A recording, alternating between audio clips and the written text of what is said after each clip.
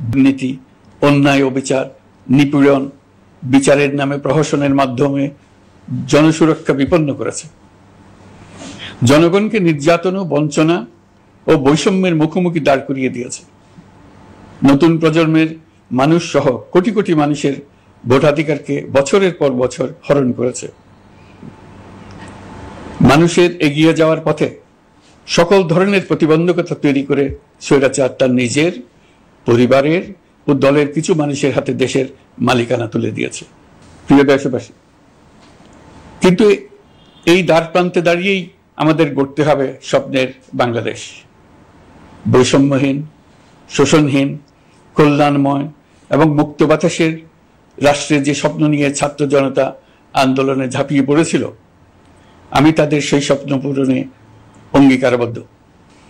আপনাদের সবাইকে এই শুভলগ্নে তাদের স্বপ্ন পূরণে সমস্ত শক্তি নিয়ে এগিয়ে আসার আহ্বান জানাচ্ছি। তাদের স্বপ্ন আমাদের স্বপ্ন। জাতীয় জীবনে তরুণরা একটা মহা সুযোগ সৃষ্টি করে দিয়েছে। আমরা সবাইকে সুযোগ ব্যবহার করার কাজে এগিয়ে আসতে আহ্বান জানাচ্ছি। গণরোষের মুখে ফ্যাসিবাদী সরকার প্রধান দেশ ত্যাগ করার পর আমরা এমন একটি দেশ গড়তে চাই যেখানে প্রতিটি নাগরিকের মানবাধিকার থাকবে, বৈষম্যহীন অসাম্প্রদায়িক বাংলাদেশ। আমরা এক পরিবার, আমাদের এক লক্ষ্য। কোনো ভেদাভেদ যেন আমাদের স্বপ্নকে ব্যাহত করতে না পারে, সেজন্য আমরা প্রতিজ্ঞাবদ্ধ। বর্তমান সরকারের দায়িত্ব গ্রহণের মাত্র 2 সপ্তাহ শেষ হল। কর্মযাত্রার প্রথম পর্যায়ে রাষ্ট্র সংস্কারের কাজে আপনাদের কাছ থেকে যে সমর্থন পাচ্ছি সেজন্য আন্তরিক ধন্যবাদ।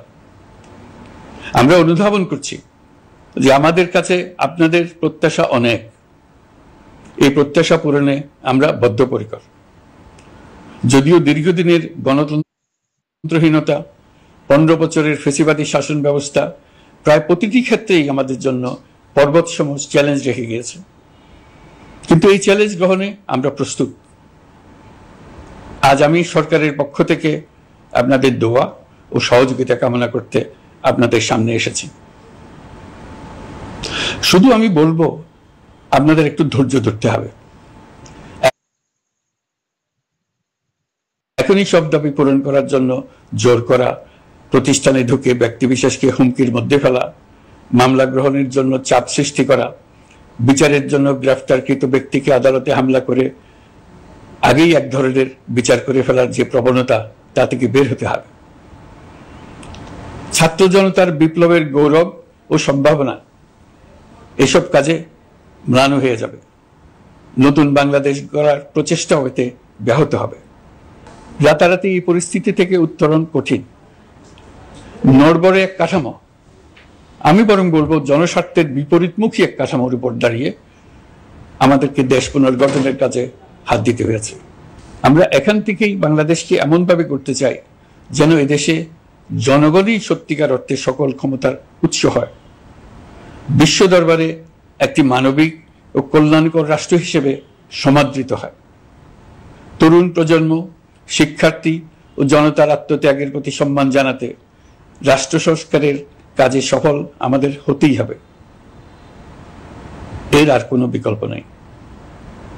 প্রিয় দেশবাসী, আপনারা ইতিমধ্যে জেনেছেন জুলাই আগস্ট মাসে গণ অভ্যুত্থানে বল প্রয়োগ ও হতাহতের যে দুঃসহ ঘটনা ঘটানো হয়েছে তার স্বচ্ছ তদন্ত করতে জাতিসংঘের মানবাধিকার কমিশনের প্রধানকে বাংলাদেশে এসে তাদের তদন্ত শুরু করতে আমরা আমন্ত্রণ জানিয়েছি। তদন্তের এই প্রক্রিয়া এই সপ্তাহে শুরু হবে।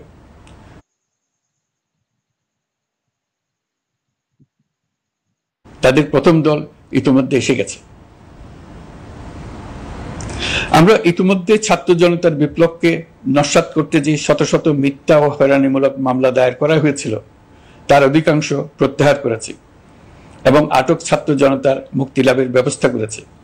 পর্যায়ক্রমে মিথ্যা ও গায়েবী সকল মামলার ক্ষেত্রে অনুরূপ ব্যবস্থা গ্রহণ করে মানুষকে দুঃসহ ভোগান্তি থেকে মুক্ত করা হবে।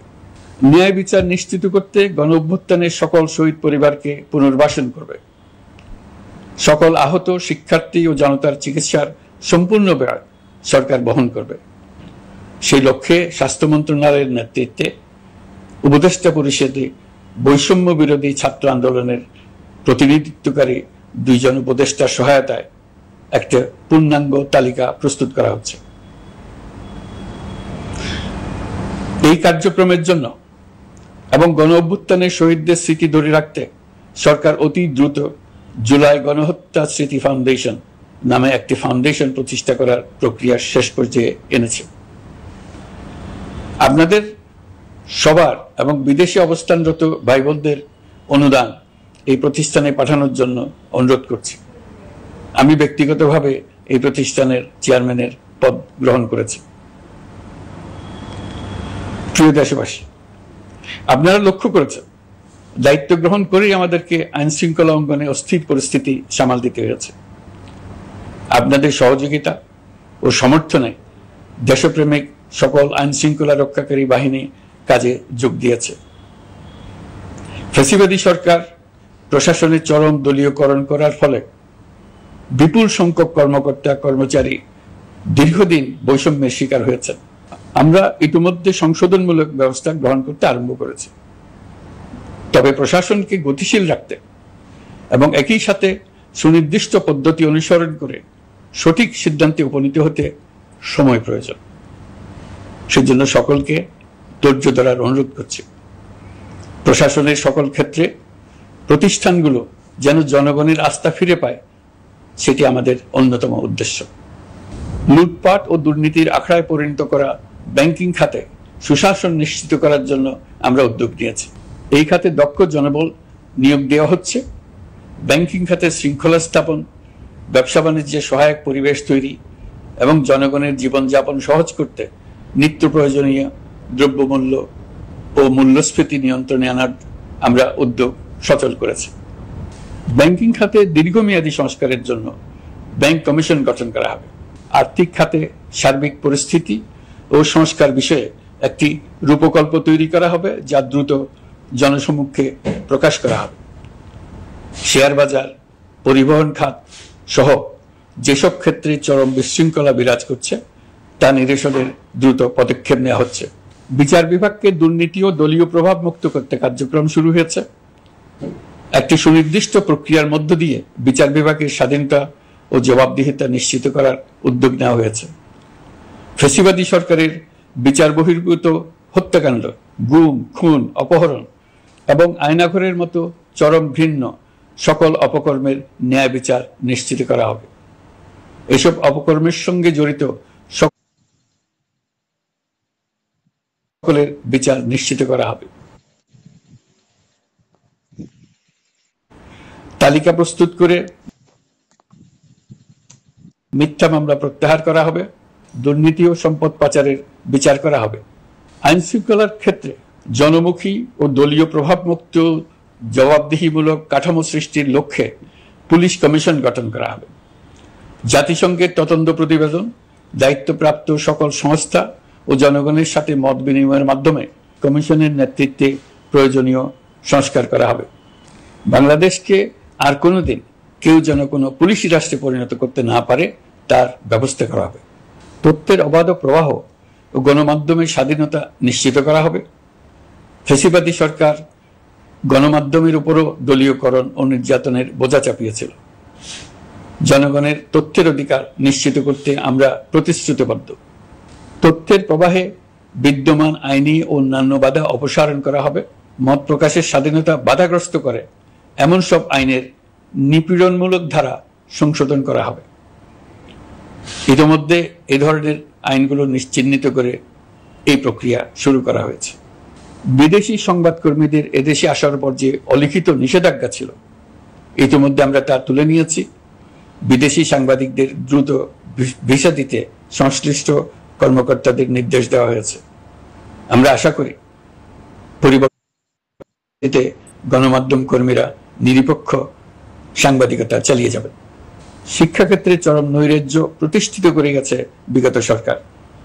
আমরা তার পূর্ণাঙ্গ সংস্কারের উদ্যোগ নেব। এটা আমাদের অন্যতম অগ্রাধিকার। আপনারা জানেন, দায়িত্ব গ্রহণের পর দ্রুততম সময়ের মধ্যে সকল শিক্ষা প্রতিষ্ঠান খুলে দেওয়া হয়েছে। শিক্ষার্থীদের জন্য সৃজনশীল, নিরাপদ ও ও ভীতিমুক্ত পরিবেশ নিশ্চিত করা আমাদের অঙ্গীকার। একই সাথে পাঠ্যক্রমকে যুগোপযোগী করার কাজও দ্রুত শুরু করা হবে। গণতন্ত্রকে সুসংহত করতে স্থানীয় সরকার প্রতিষ্ঠানগুলোকে শক্তিশালী করা হবে এবং ক্ষমতার বিকেন্দ্রীকরণ নিশ্চিত করা হবে। ছাত্র জনতার গণঅভ্যুত্থানকে সফল পরিণতি দিতে প্রশাসন, বিচার বিভাগ, নির্বাচন কমিশন ও নির্বাচনী ব্যবস্থা, আইন শৃঙ্খলা খাত এবং তথ্য প্রবাহে প্রয়োজনীয় সংস্কার সম্পূর্ণ করে অবাধ ও সুষ্ঠু অংশগ্রহণমূলক নির্বাচন আয়োজন করা হবে। এর লক্ষ্য হবে দুর্নীতি, লুটপাট, গণহত্যার বিরুদ্ধে একটি জবাবদিহিতামূলক রাজনৈতিক বন্দোবস্তের সূচনা। বর্তমান সরকার দুর্নীতির বিরুদ্ধে স্পষ্ট অবস্থান গ্রহণ করেছে। আমাদের সকল উপদেষ্টা দ্রুততম সময়ের মধ্যে তাদের সম্পদের বিবরণ প্রকাশ করবেন। পর্যায়ক্রমে এটা সকল সরকারি কর্মকর্তাদের ক্ষেত্রেও নিয়মিত এবং বাধ্যতামূলক করা হবে। রাষ্ট্রীয় পর্যায়ে দুর্নীতির বিরুদ্ধে ব্যবস্থা গ্রহণে সংবিধান ন্যায়পাল নিয়োগে অধ্যাদেশ প্রণয়ন করা হবে। এবার কৃষি খাতের কথা একটু বলে। কৃষি নির্ভর বাংলাদেশে কৃষকের স্বার্থ যেন সুরক্ষিত থাকে, কৃষক যেন তার উৎপাদিত পণ্যের ন্যায্য মূল্য পায়, তা নিশ্চিত করা হবে। প্রবাসী শ্রমিকরা যেভাবে বৈষম্য বিরোধী ছাত্র জনতার আন্দোলনকে সমর্থন দিয়েছে, মুক্তিকামী জনগণ তা কৃতজ্ঞ চিত্তে স্মরণ করে। তাদের প্রতি সকল পর্যায়ে সম্মানজনক আচরণ নিশ্চিত করা হবে। বাংলাদেশের স্বাস্থ্য খাত অন্যতম দুর্নীতিগ্রস্ত খাত। জনগণের জন্য পর্যাপ্ত স্বাস্থ্যসেবা নিশ্চিত করার লক্ষ্যে স্বাস্থ্য খাতে প্রয়োজনীয় সংস্কার করা হবে। এই খাতে সংশ্লিষ্ট সকলকে জবাবদিহিতার আওতায় আনা হবে। হাসপাতালগুলোকে আধুনিকায়নের উদ্যোগ নেওয়া হবে এবং সেখানে সরকারি ডাক্তার সহ বিশেষজ্ঞদের নিয়মিত উপস্থিতি নিশ্চিত করা হবে। স্বাস্থ্যসেবা যাতে নির্দিষ্ট কিছু অঞ্চলে কেন্দ্রীভূত না থাকে, দেশের সব অঞ্চলের মানুষ সমান স্বাস্থ্যসেবা পায়, সে লক্ষ্যে প্রয়োজনীয় উদ্যোগ নিতে আমরা বদ্ধপরিকর। বর্তমান প্রজন্ম অনেক বেশি সচেতন। বিশ্বের বিভিন্ন প্রান্তে ঘটে যাওয়া পরিবর্তন বিষয়ে তারা ওয়াকিবহাল শুধু নয়, তারা নেতৃত্ব দিচ্ছে। তারা যে উন্নয়নের স্বপ্ন দেখে তা টেকসই এবং পরিবেশ বান্ধব, প্রকৃতি ধ্বংসকারী উন্নয়ন নয়। শুধু জিডিপি একটি দেশের উন্নয়নের মাপকাঠি হতে পারে না।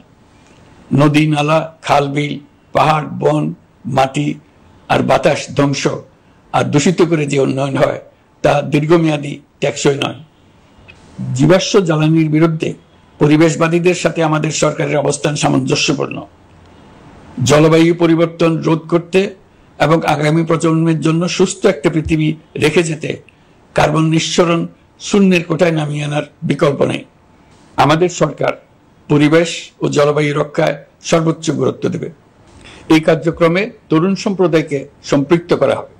ইতোমধ্যে বিভিন্ন রাষ্ট্র ও জাতিসংঘ বর্তমান সরকারের কর্মসূচির প্রতি সমর্থন ব্যক্ত করেছে। আমরা সকল রাষ্ট্রের সাথে বন্ধুত্বপূর্ণ সম্পর্ক বজায় রাখব। আমাদের পররাষ্ট্রনীতির ভিত্তি হবে পারস্পরিক আস্থা, বিশ্বাস ও সহযোগিতা। আমরা মানবাধিকার আইন সহ সকল আন্তর্জাতিক আইনের প্রতি শ্রদ্ধাশীল। আমাদের পক্ষ থেকে গুম বিষয়ক আন্তর্জাতিক চুক্তির পক্ষরাষ্ট্র হওয়া সহ বিভিন্ন পদক্ষেপ নেওয়া হয়েছে। ইতিমধ্যে পক্ষভুক্ত এমন সকল আঞ্চলিক ও দ্বিপাক্ষিক চুক্তি ও সমঝোতা বাস্তবায়ন করে যাব। আমাদের সরকার রোহিঙ্গা সমস্যার বাস্তবসম্মত সমাধানের লক্ষ্যে আন্তর্জাতিক সম্প্রদায়ের সাথে কাজ করে যাবে। আমরা জাতীয় ঐক্যে বিশ্বাসী। প্রয়োজনীয় সংস্কারের লক্ষ্যে রাজনৈতিক ঐক্যের মধ্য দিয়ে নিশ্চিত করা হবে নারী, শিশু, প্রতিবন্ধী, ধর্মীয় সংখ্যালঘু, আদিবাসী সকলেই এদেশের নাগরিক এবং সমান আইনের সুরক্ষার অধিকারী। তাদের সকলের মানবিক অধিকার সহ অন্যান্য সকল অধিকার নিশ্চিত করার উদ্যোগ নেওয়া হবে। এই জন্য আমি উপদেষ্টা পদমর্যাদা সম্পন্ন একজন বিশেষ সহকারী নিয়োগ দিয়েছি, যার দায়িত্ব হবে জাতীয় সংহতি উন্নয়ন। বন্যা কবলিত এলাকার সকল মানুষের দুর্ভোগ লাঘবে সরকার সঠিক সহায়তা দেওয়ার জন্য সরকারের যত কার্যক্রম আছে তাদের সচল করেছে। ইতিমধ্যে উপদেষ্টাবৃন্দ বিভিন্ন এলাকার দায়িত্ব নিয়ে এলাকায় গেছেন। আমার কার্যালয়ে একটা নিয়ন্ত্রণ কক্ষ স্থাপন করা হয়েছে। বন্যা পরবর্তী কার্যক্রম নেওয়া হয়েছে। ভবিষ্যতে বন্যা নিয়ন্ত্রণের জন্য করণীয় কি স্থির করার জন্য পদক্ষেপ নেওয়া হচ্ছে। দেশপ্রেমিক সেনাবাহিনী, পুলিশ, বিজিবি, র্যাবকে গুম নির্যাতনের কাজে লাগিয়ে তাদের কলঙ্কিত করা হয়েছে। তারা দেশের গৌরব। তাদেরও কিছু অতি উৎসাহী সদস্যের কারণে পুরো বাহিনীকে আমরা কলঙ্কিত দেখতে চাই না।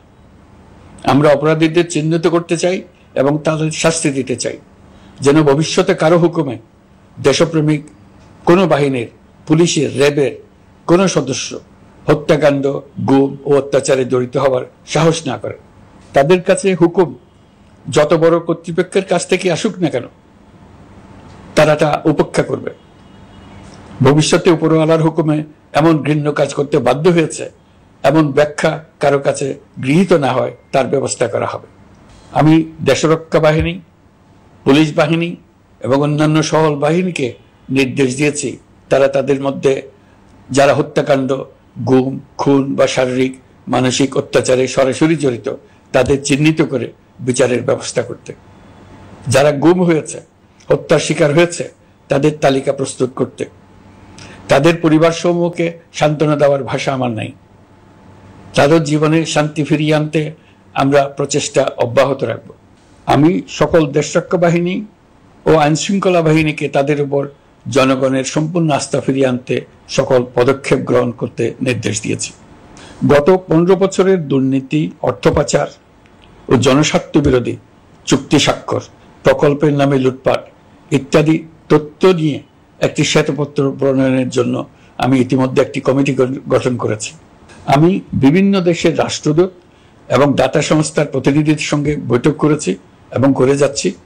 ছাত্র জনতার গণঅভ্যুত্থানের পর দেশ গঠনের জন্য সকল প্রকার আর্থিক অন্যান্য সহযোগিতার জন্য তাদেরকে অনুরোধ জানাচ্ছি। তারা এই ব্যাপারে আগ্রহ দেখাচ্ছে। তাদের কাছে আমাদের প্রস্তাব শুভ প্রণয়ন করে দ্রুত পাঠানোর ব্যবস্থা নিয়েছে। তাদেরকে অনুরোধ জানিয়েছি তারা যেন পরিস্থিতির কারণে অতি দ্রুত অর্থ ছাড় করার ব্যবস্থা নেন। তাদেরকেও বলেছি যে অবস্থার মধ্য দিয়ে আমরা যাচ্ছি তা যেমন একটি দুর্যোগপূর্ণ সময়, তেমনি এটা জাতির জীবনে মস্ত বড় সুযোগ। এই সুযোগকে যেন আমরা পূর্ণভাবে কাজে লাগাতে পারি, সেই জন্য তাদের সহযোগিতা চেয়েছে। এই গণ অভ্যুত্থানে বিদেশে অবস্থানকারী বাংলাদেশিরা অত্যন্ত গুরুত্বপূর্ণ ভূমিকা পালন করেছেন। জাতি তাদের অবদান বিশেষভাবে স্মরণ করবে। নতুন বাংলাদেশ গড়ার কাজে আমরা তাদের অংশগ্রহণ চাইব। আমাদের একটি লক্ষ্য হবে বিদেশগামী এবং প্রত্যাবর্তনকারী প্রত্যেক প্রবাসী শ্রমিককে মর্যাদা ও সম্মানের সঙ্গে দেশে আসা এবং যাওয়া নিশ্চিত করা। সে ব্যাপারে শিগগিরই পদক্ষেপ নেওয়া হবে। বিদেশে অবস্থানরত সকলের কাছে আমার আবেদন, তারা যেন তাদের উপার্জিত অর্থ অফিসিয়াল চ্যানেলে দেশে পাঠান। দেশের অর্থনৈতিক সংকট উত্তরণে এই অর্থ বিশেষভাবে প্রয়োজন। কি কি ব্যবস্থা নিলে তাদের জন্য অফিসিয়াল চ্যানেলে অর্থ পাঠানো সহজ হবে, সেটা সম্বন্ধে আমরা তাদের পরামর্শ নেব। সারা দেশ ঘুষের মহাসমুদ্রে নিমজ্জিত। কিভাবে ঘুষ থেকে আমরা মুক্ত হতে পারি তার জন্য আমাদের পরামর্শ দেন। শুধু এই কাজটা নিয়ে অগ্রসর হতে পারলেই আমি মনে করি দেশের জন্য এই সরকার একটা গুরুত্বপূর্ণ অবদান রেখে গেছে বলে স্মরণীয় হয়ে থাকবে। আমি কথা দিচ্ছি, এই ব্যাপারে আমি আমার সর্বশক্তি নিয়োজিত করব। আমাদের দায়িত্ব দেশের সকল মানুষকে একটি পরিবারের বন্ধনে আবদ্ধ করা। পরিবারে মতভেদ থাকবে, বাকবিতণ্ডা হবে, কিন্তু আমরা ভাই বোন, আমরা বাবা মা, আমরা কেউ কারো শত্রু না। কাউকে তার মতের জন্য শত্রু মনে করব না, কাউকে ধর্মের কারণে শত্রু মনে করব না, কাউকে লিঙ্গের কারণে শত্রু মনে করব না। আমরা সবাই সমান, কেউ কারো উপরে, কেউ কারো নিচে না। এই ধারণা আমরা জাতীয় জীবনের সর্বক্ষেত্রে প্রতিষ্ঠিত করতে চাই। একটা বিশেষ ব্যাপারে আমরা আপনাদের সহযোগিতা চাচ্ছি। আমাদের দায়িত্ব গ্রহণের পর থেকে প্রতিদিন সচিবালয়ে, আমার অফিসের আশেপাশে, শহরের বিভিন্ন স্থানে সমাবেশ করা হচ্ছে। গত 16 বছরের অনেক দুঃখ কষ্ট আপনাদের জমা আছে, সেটা আমরা বুঝি। আমাদের যদি কাজ করতে না দেন তাহলে দুঃখ ঘোচানোর সকল পথ বন্ধ হয়ে যাবে। আপনাদের কাছে একান্ত অনুরোধ, আমাদের কাজ করতে দেন। আপনাদের যা চাওয়া তা লিখিতভাবে আমাদেরকে দিয়ে যান। আমরা আপনাদের বিপক্ষ দল নয়। আইনসঙ্গতভাবে যা কিছু করার আছে আমরা অবশ্যই তা করব, কিন্তু আমাদেরকে ঘেরাও করে এই গুরুত্বপূর্ণ দিনগুলোতে আমাদের কাজে বাধা দেবেন না।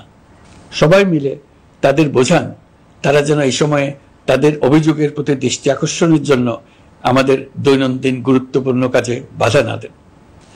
একটা বিষয়ে সবাই জানতে আগ্রহী, কখন আমাদের সরকার বিদায় নেবে? এটার জবাব আপনাদের হাতে। কখন আপনারা আমাদেরকে বিদায় দেবেন? আমরা কেউ দেশ শাসনের মানুষ নই। আমাদের নিজ নিজ পেশায় আমরা আনন্দ পাই। দেশের সংকটকালে ছাত্রদের আহ্বানে আমরা এই দায়িত্ব গ্রহণ করেছি। আমরা সমস্ত শক্তি দিয়ে এই দায়িত্ব পালন করব। আমাদের উপদেষ্টা মণ্ডলীও এই লক্ষ্যে উদ্বুদ্ধ হয়ে সবাই মিলে একটা টিম হিসেবে কাজ করে যাচ্ছি। কখন নির্বাচন হবে সেটা সম্পূর্ণ রাজনৈতিক সিদ্ধান্ত, আমাদের সিদ্ধান্ত নয়। দেশবাসীকে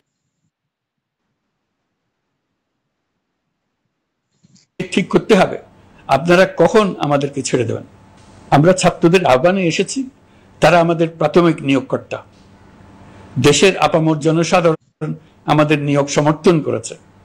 আমরা ক্রমাগতভাবে সবাইকে বিষয়টি স্মরণ করিয়ে যাব, যাতে হঠাৎ করে এই প্রশ্ন উত্থাপিত না হয় আমরা কখন যাব। তারা যখনই বলবে আমরা চলে যাব। আমরা সংস্কারের অংশ হিসেবে নির্বাচন কমিশনকেও সংস্কার করব। কমিশনকে যে কোনো সময় আদর্শ নির্বাচনের জন্য প্রস্তুত রাখব। আমরা বিভিন্ন সংস্কারের কাজ শুরু করেছি। দেশবাসীকে অনুরোধ করব একটা আলোচনা শুরু করতে। আমরা সর্বনিম্ন কি কি কাজ সম্পূর্ণ করে যাব, কি কি কাজ মোটামুটি করে গেলে হবে। এই আলোচনার মাধ্যমে আমরা একটা দিক নির্দেশনা পেতে পারি। তবে চূড়ান্ত সিদ্ধান্ত রাজনৈতিক সিদ্ধান্ত, সেটা রাজনৈতিক আলোচনা থেকেই আসবে। এই দিক নির্দেশনা না পেলে আমরা দাতা সরকার এবং আন্তর্জাতিক অর্থনৈতিক প্রতিষ্ঠানসমূহের সঙ্গে আলোচনায় দৃঢ়তার সঙ্গে অগ্রসর হতে পারছি না। আমি নিশ্চয়তা দিচ্ছি, আমরা আমাদের পক্ষ থেকে মেয়াদ বৃদ্ধির কোনো প্রশ্ন তুলব না। আমরা আপনাদের সকলের দোয়া চাই। যে কদিন আছি সেই সময়টুকু উপদেষ্টা মণ্ডলীর প্রত্যেকে নিজ নিজ সাধ্যমতো দেশের এই সংকটকালে সংকট উত্তরণে যেন নিজ নিজ মেধা সাধ্যমতো কাজে লাগাতে পারে। নতুন বাংলাদেশ গড়ার যে সুযোগ ছাত্র জনতার রক্তের বিনিময়ে আমরা অর্জন করলাম, আমরা আমাদের মতানৈক্যের কারণে সেটা যেন হাতছাড়া করে না ফেলে, এটা আমরা নিশ্চিত করতে চাই। এই সুযোগ এবার হারিয়ে ফেললে আমরা জাতি হিসেবে পরাজিত হয়ে যাব। শহীদ, আহত এবং জীবিত ছাত্র জনতার কাছে আমরা প্রতিজ্ঞাবদ্ধ থাকতে চাই। আমরা এই অর্জনকে কিছুতেই হারিয়ে যেতে দেব না। যে সুযোগ তারা আমাদেরকে দিয়েছে তার মাধ্যমে আমাদের দেশকে পৃথিবীর একটি শ্রদ্ধেয়, সকল দিকে দৃষ্টান্ত স্থাপনকারী দেশে পরিণত করতে আমরা শপথ নিয়েছি। সবশেষে আবারও আমাদের দেশের সকল মানুষ, শিশু, কিশোর কিশোরী, তরুণ তরুণী, বয়স্ক, বৃদ্ধ, নারী, পুরুষ সবার কাছে দোয়া চাইছি যেন আমরা আমাদের সকলের স্বপ্ন বাস্তবায়নে সফল হই। আল্লাহ আমাদের সহায় হন, আমাদের সবার মঙ্গল করুন।